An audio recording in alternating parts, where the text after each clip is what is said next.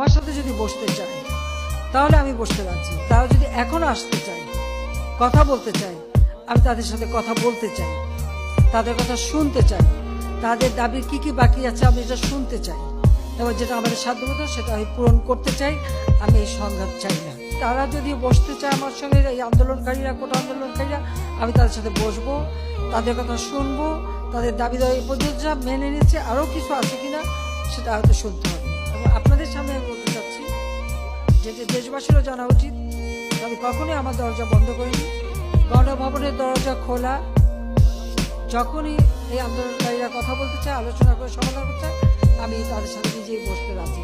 আমি আবারও বলছি যে আন্দোলনকারীরা যদি আলোচনা করতে চায়, আমি এখনও রাজি। যে কোনো সময় তারা আসতে পারে, আলোচনা করতে পারে, ধর্মজনদের গার্জিয়ানদের নিয়েও আসতে পারে, সার্বজনীন পেনশন স্কিম। এটা কিন্তু 2008-এর নির্বাচনী স্তরে আমাদের ছিল যে আমরা এটা করবো।